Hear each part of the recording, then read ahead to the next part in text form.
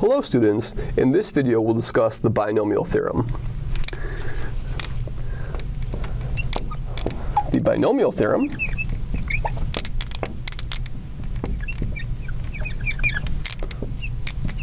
states that for any integer n, non-negative integer n,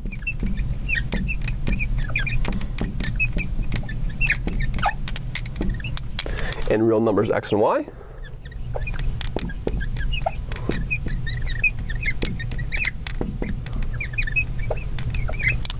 we have the sum, k goes from 0 to n, of n choose k, x to the k, y to the n minus k, is equal to x plus y to the power of n. So this is the statement of the binomial theorem, and recall over here that this n choose k, where n choose k is our combination, so this is n factorial over k factorial n minus k factorial. And so what we can do is we can use this theorem. We can get an intuition for why this theorem is true. If we have the expression x plus y to the power n, this is x plus y times x plus y times x plus y times x plus y, where I have n copies over here of x plus y.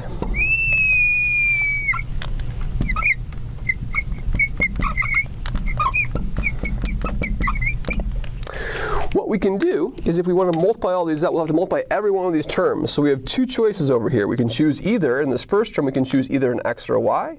We can choose an x or a y. We can choose an x or a y, or we can choose an x or a y. So we have k, or n rather, n selections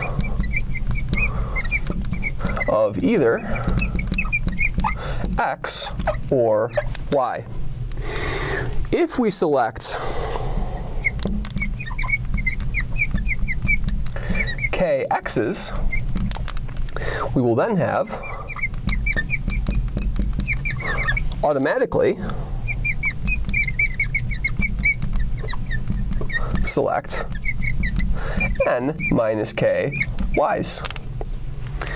And so what we have over here, we can see this in our formula. So if out of all of these n copies of x plus y, we choose k x's, that means that there will be a total of n minus k choices left to make. And if we have already chosen k x's, we're left with n minus k y's to choose. So if we look at our formula, we have a total of x to the k, which is exactly k x choices, k x's, and we have y to the n minus k, which is exactly n minus k y's. So we have k x's and n minus k y's, and now we have to figure out what this coefficient is. So the question becomes is, from these k x's that we have selected, how many ways are there to choose k of them? So how many ways can we choose k x's? And the answer to this, as we recall from our previous videos, so the answer to this question is from n possibilities, choose k. And so we see that that is exactly n choose k, and that's exactly the number of those quantities that we have. Now, k can be anything between choosing 0 x's all up to choosing n x's. So we have every possibility from 0 x is chosen, 1 x chosen, 2 x chosen, 3 x chosen, all the way to n x chosen. And so we have to sum up from k equals 0 to k equals n, and we see that this is how we get the expression for x plus y to the power n. So let's see an example of how we would do this. So for example,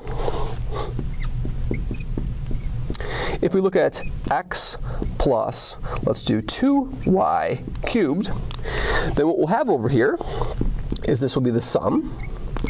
K goes from 0 up to 3, because now my n in this formula is 3. I'll have 3 choose k. And then I'll have this first term over here, I'll have an x to the k. And then I'll have this second term, 2y, will be to the n minus k. And so look, let's write this out term by term and see what we get. So when k is equal to 0, we're going to have a 3 choose 0, x to the 0, 2y to the third power. We'll have a 3 choose 1, and then we'll have x to the first power, and then 2y squared. We'll have a 3 choose 2, an x squared, and then a 2y to the first. And then finally a 3 choose 3, x to the third power, 2y to the 0 power. And now we can simplify this because we know 3 choose 0 is 1, so this will be an 8y cubed. 3 choose 1 is 3. From 3 elements, the ways to choose 1, you can choose the first, the second, or the third. So that is going to be a 3. And then that's going to be times x, and then times 4y squared, which of course will simplify to 12xy squared.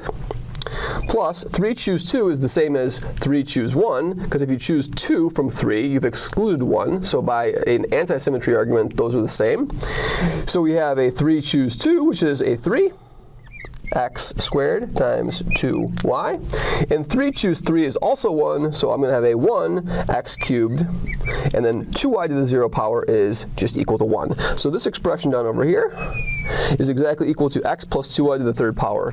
So the binomial theorem allows us to expand out the sum of two terms to any positive integer number. Thank you very much.